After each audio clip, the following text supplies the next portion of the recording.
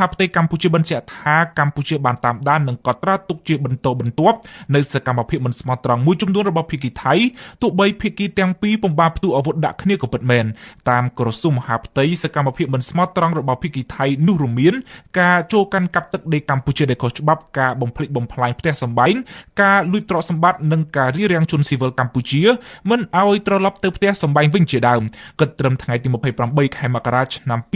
2026របាយការណ៍របស់ក្រសួងមហាផ្ទៃបង្ហាញថាមានជនភៀសសឹកចំនួនជាង 112,000 នាក់កំពុងបន្តស្នាក់នៅជំរំជនភៀសសឹកនានាខណៈពលរដ្ឋប្រមាណ 53,000 នាក់ឬ 7.83% បានវិលត្រឡប់ទៅលំនៅឋានវិញចំណែកផលប៉ះពាល់ក្នុងសេវាសាធារណៈមូលដ្ឋានវិញខេត្តឧត្តរមានជ័យមានសាលារៀនចំនួន14និងមន្ទីរពេទ្យចំនួន7បន្តផ្អាកជាបណ្ដោះអាសន្នខេត្តបន្ទាយមានជ័យមានសាលារៀនចំនួន5និងមន្ទីរពេទ្យចំនួន1ខណៈខេត្តព្រះវិហារមានសាលារៀនដល់ទៅ29និងមន្ទីរពេទ្យចំនួន14នៅតែបន្តផ្អាកដំណើរការនៅឡើយជាមួយគ្នានេះរបាយការណ៍របស់ក្រសួងមហាផ្ទៃដដែលឲ្យដឹងទៀតថាហេដ្ឋារចនាសម្ព័ន្ធឯកជននិងសាធារណៈក៏មានការខូចខាតធ្ងន់ធ្ងរផងដែរថ្លែងក្នុងសន្និសីទសារព័ត៌មាននាថ្ងៃទី28មករានេះអ្នកនាំពាក្យរដ្ឋាភិបាលកម្ពុជាលោកប៉ែនបូណាបញ្ជាក់ថាបទឈប់បាញ់រយៈពេល1ខែនេះបានផ្ដល់ឱកាសដល់ក្រុមការងារចំពោះកិច្ចបង្កើតឡើងដោយរដ្ឋាភិបាលក្នុងការចូលបំពេញការងារដើម្បីវិតម្លៃពីផលប៉ះពាល់លើជនស៊ីវិលនិងហេដ្ឋារចនាសម្ព័ន្ធស៊ីវិលដែលរងការបំផ្លិចបំផ្លាញដោយការវាយប្រហាររបស់ទាហានថៃបើតាមលោកប៉ែនបូណាបទឈប់បាញ់នេះគឺជាមូលដ្ឋានសម្រាប់រដ្ឋាភិបាលចាត់វិធានការអន្តរាគមន៍បន្ទាន់ដើម្បីស្ដារជីវភាពប្រជាពលរដ្ឋភៀសសឹកនិងហេដ្ឋារចនាសម្ព័ន្ធទាំងឡាយដែលរងការខូចខាតឲ្យបានឆាប់បំផុតទន្ទឹមគ្នានេះរដ្ឋាភិបាលកម្ពុជាតាមរយៈរដ្ឋលេខាធិការដ្ឋានកិច្ចការព្រំដែនក៏បានអះអាងពីការជំរុញភាគីថៃឲ្យអនុវត្តតាមស្មារតីនៃសេចក្តីប្រកាសរួមដែលចែងពីការមិនត្រូវធ្វើអ្វីមួយឲ្យប៉ះពាល់ដល់ការខ័ណ្ឌសីមាព្រំដែននិងព្រំដែនអន្តរជាតិរវាងប្រទេសទាំងពីរនិងថាកម្ពុជាមិនទទួលស្គាល់នៅការកែប្រែខ្សែព្រំដែនណាមួយដែលកើតចេញពីការប្រើប្រាស់កម្លាំងនោះទេ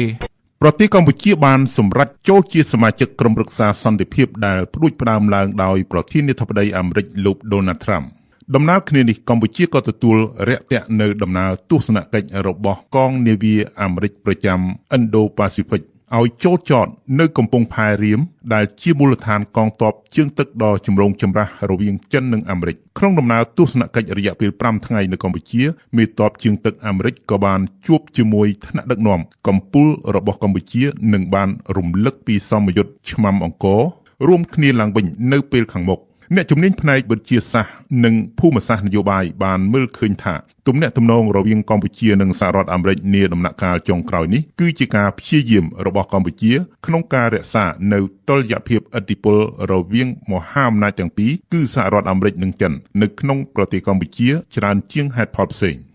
លោកប៉ាន់បូណាអ្នកស្រាវជ្រាវផ្នែកភូមិសាស្ត្រនយោបាយបានមើលឃើញថាប្រទេសកម្ពុជាពិតជាចង់ស្ដារទំនាក់ទំនងជាមួយសហរដ្ឋអាមេរិកឡើងវិញអ្នកស្រាវជ្រាវភូមិសាស្ត្រនយោបាយរូបនេះបានលើកហេតុផលពីភាពជាក់ស្ដែងនៃសង្គ្រាមព្រំដែនកម្ពុជាថៃកន្លងមកនិងការរក្សាទំនាក់ទំនងរវាងមហាអំណាចចិនអាមេរិកដែលមានឥទ្ធិពល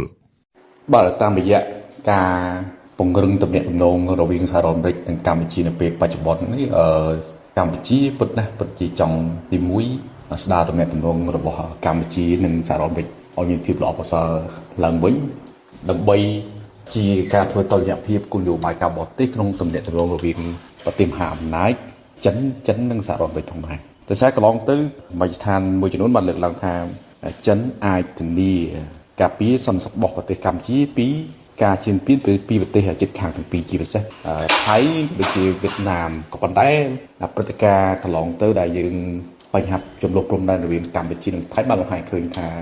វាមិនដូច្នោះទេគឺកម្ពុជាមិនអាចពឹងពាក់ចិនតែម្ខាងបានទេដូច្នេះកម្ពុជាពិតជាចាំបាច់ណាស់ក្នុងការធ្វើតុល្យភាពទំនាក់ទំនងរវាងប្រទេសមហាអំណាចសហរដ្ឋអាមេរិកនិងចិនដើម្បីព្យាយាមទាញផលប្រយោជន៍រវាងប្រទេសទាំងពីរទៅជាងពឹងពាក់ទៅលើមហាអំណាចណាមួយក្នុងករណីដែលមហាអំណាចនោះมันអាចជួយអីដល់ខ្លួនបានធំដុំអានេះវាជាយុទ្ធសាស្ត្រនយោបាយក្នុងអាណត្តិទី7របស់អ្នកបន្តវេនរបស់គណៈបកកណ្ដាលអំណាចបាននឹងកំពុងធ្វើ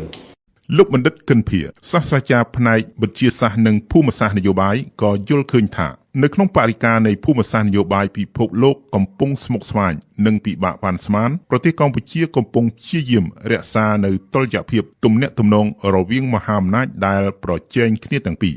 យើងក៏លេខមកមើលការវិវត្តចុងក្រោយនៃទំនាក់ទំនងរវាងកម្ពុជានិងសហរដ្ឋអាមេរិកយើងហាក់ដូចជាមើលឃើញនៅសញ្ញាវិជ្ជមានច្រើនតាមរយៈការរំលឹកឡើងវិញការរៀបចំឡើងវិញនៅសន្និយុទ្ធឆ្មាំអង្គររួមគ្នានាពេលខាងមុខក៏ដូចជាដំណើរទស្សនកិច្ចរបស់នាវាសហរដ្ឋអាមេរិកប្រចាំឥណ្ឌូប៉ាស៊ីហ្វិកមកទស្សនកិច្ចនៅកំពង់ផែរៀមរយៈពេល5ថ្ងៃហើយជាពិសេសគឺការចូលរួមរបស់កម្ពុជានៅក្នុងក្រុមប្រឹក្សាសន្តិភាពដែលមានលោក Donald Trump ជាប្រធាននេះខ្ញុំគិតថាជាជំហានជាវិជ្ជមានមួយដែលទំនាក់ទំនងរវាងប្រទេសទាំងពីរវិវត្តទៅរកភាពល្អប្រសើរហើយខ្ញុំគិតថាស្ថានភាពនេះក៏ធ្វើឲ្យទំនាក់ទំនងការទូតកម្ពុជាជាមួយនឹងប្រទេសផ្សេងៗមានតុល្យភាពផងដែរលោកអ៊ូចាន់រតតំណាងរាស្ត្រអតីតគណៈបកសង្គ្រោះជាតិនិងជាស្ថាបនិកគណៈបកកែតម្រង់កម្ពុជាបានចាត់ទុកទំនាក់ទំនងរវាងកម្ពុជានិងសហរដ្ឋអាមេរិកនាដំណាក់កាលចុងក្រោយនេះថាជាសញ្ញាល្អអ្នកនយោបាយបកក្រៅរដ្ឋាភិបាលរូបនេះក៏បានស្ដីបន្ទោសចិនជុំវិញបរិបទសង្គ្រាមខ្មែរថៃផងដែរខ្ញុំមើលទៅជាសញ្ញាមួយដែលល្អសម្រាប់កម្ពុជាព្រោះយើងដឹងហើយកាលណាយើងអៀងទៅខាងណាខ្លាំងពេកមិនចំណេញសម្រាប់កម្ពុជាទេដោយកន្លងមកនេះយើងដឹងថាពេលដែលសង្គ្រាមកើតឡើងរវាងថៃហើយនិងកម្ពុជានេះយើងឃើញហើយប្រទេសចិនមិនបានធ្វើអីមិនបានលូកដៃជ្រៅដើម្បីជួយការពារកម្ពុជាទេអានឹងជាក់ស្ដែងយើងទទួលស្គាល់ទាំងអស់គ្នាអញ្ចឹងហើយកម្ពុជាត្រូវតែថ្លឹងថ្លែងដោយខ្លួនឯងឲ្យច្បាស់ឲ្យប្រកាសថាយើងជាប្រទេសមួយប្រកាន់យកអព្យាក្រឹតភាពអត់ឃ្លោងទៅកណាទេត្រូវតែធ្វើទំនាក់ទំនងល្អទាំងពីទាំងអស់ក្នុងពិភពលោកនោះជាពិសេសមហាអំណាចដែលកំពុងដណ្ដើមអំណាចពិភពលោកគ្នានោះលោកវ៉ាន់ប៊ុនណាយល់ឃើញបន្ថែមថាកម្ពុជាក៏មានការលំបាកដែរក្នុងការធ្វើឲ្យមានតុល្យភាពអំណាចរវាងប្រទេសមហាអំណាចនៅកម្ពុជាដោយសារកម្ពុជាជាប្រទេសតូចក្នុងទន្ទឹមគ្នានឹងដែរកម្ពុជាក៏មានផលលំបាកដែរទាក់ទងទៅនឹងដោយសារកម្ពុជាជាប្រទេសតូចហើយទាក់ទងនឹងឥទ្ធិពលរបស់ខ្លួនក៏នៅមានកម្រិតដូច្នេះការធ្វើតុល្យភាពគោលនយោបាយការបរទេសឲ្យមានទំនាក់ទំនងល្អរវាងប្រទេសទាំងពីរនឹងអាចត្រូវបានប្រទេសម្ខាងជាផ្សេងមហាអំណាចនឹងមានមន្ទិលអំពីជំហររបស់កម្ពុជានៅក្នុងការគ្រប់គ្រងគោលនយោបាយការបរទេសរបស់មហាអំណាចជាពិសេសចិននៅពេលដែលកម្ពុជាងាកទៅធ្វើតុល្យភាពទំនាក់ទំនងការបរទេសរបស់ខ្លួនជាមួយនឹងសហរដ្ឋអាមេរិកហើយចិននឹងមានមន្ទិលសង្ស័យមួយចំនួនផងដែរអានេះវាជាបញ្ហាមួយដែលកម្ពុជានៅក្នុងនាមជាប្រទេសតូចហើយឥទ្ធិពលទុនខ្សោយពិបាកនៅក្នុងធ្វើយ៉ាងណាឲ្យមានតុល្យភាពទៅតាមអ្វីដែលចង់បានកម្ពុជាអត់មានសេរីភាពក្នុងការជ្រើសរើសប៉ុន្តែកម្ពុជាមានជំរឿសក្នុងការធ្វើទំនាក់ទំនងធ្វើយ៉ាងណាឲ្យទំនាក់ទំនងវាមហាអំណាចទាំងពីរហ្នឹងកម្ពុជាអាចចាប់ទៅទាំងពីរផងដែរលោកបណ្ឌិតកិនភៀបានលើកយកគោលនយោបាយការបរទេសរបស់កម្ពុជាមកបញ្ជាក់នឹងថាជាគោលនយោបាយដ៏ឆ្លាតវៃនៅពេលប្រទេសនេះព្យាយាមពង្រីកទំនាក់ទំនងជាមួយប្រទេសលើពិភពលោកជាក្របខ័ណ្ឌគោលនយោបាយការបរទេសកម្ពុជាគឺយើងបន្តរួមរស់ដោយសន្តិសហវិជ្ជមានជាមួយបណ្ដាប្រទេសទាំងអស់ទាំងនៅក្នុងតំបន់និងពិភពលោកហើយកម្ពុជារក្សានៅគោលនយោបាយការបរទេសអព្យាក្រឹតអចិន្ត្រៃយ៍មិនចូលបក្សសម្ព័ន្ធដូច្នេះការដែលកម្ពុជាព្យាយាមធ្វើពិពិធកម្មការទូតពង្រីកទំនាក់ទំនងនិងកិច្ចសោតការជាមួយបណ្ដាប្រទេសផ្សេងខ្ញុំគិតថាគឺជាគោលនយោបាយដ៏ឆ្លាតវៃមួយក្នុងបរិយាកាសដែលពិភពលោកពោពេញដោយការប្រកួតប្រជែងនិងមានភាពមិនប្រកបប្រជានេះលោកបណ្ឌិតកិនភៀបន្ថែមជុំវិញសារៈសំខាន់នៃទំនាក់ទំនងរវាងកម្ពុជានិងសហរដ្ឋអាមេរិកយើងឃើញថាទំនាក់ទំនងរវាងកម្ពុជានិងចិននៅតែរក្សាបាននៅស្ថិរភាពរក្សាបាននៅគុណភាពដដែលការនាំចេញពីចិនមកកាន់កម្ពុជានិងការនាំចេញពីកម្ពុជាទៅកាន់ប្រទេសចិនវិនិយោគរបស់ចិននៅក្នុងប្រទេសកម្ពុជាគឺมันមានសញ្ញាថមថយណាមួយទេហើយក្នុងទស្សនវិជ្ជានយោបាយនិងការទូតក៏យើងឃើញថាប្រទេសទាំងពីរបង្ហាញជំហរទៅវិញទៅមកក្នុងការគ្រប់គ្រងគ្នាកម្ពុជានៅតែរក្សាជំហរគ្រប់គ្រងដោយអត់ងាករេនៅគោលនយោបាយចិនមួយដូចគ្នាដែរគឺ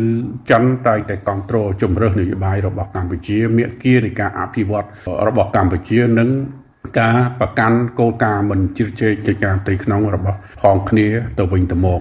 លោកអ៊ូច័ន្ទរតរំលឹកពីការប្រយ័ត្នប្រយែងរបស់កម្ពុជាក្នុងការធ្វើដំណើរនៅកណ្ដាលប្រទេសមហាអំណាចរួមនឹងការលើកសរសើរដល់ការសម្រេចចិត្តរបស់រដ្ឋាភិបាលកម្ពុជា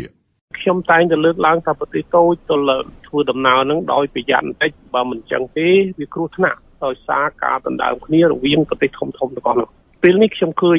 រដ្ឋាភិបាលហាក់ដូចជាបង្ហាញចំហនឹង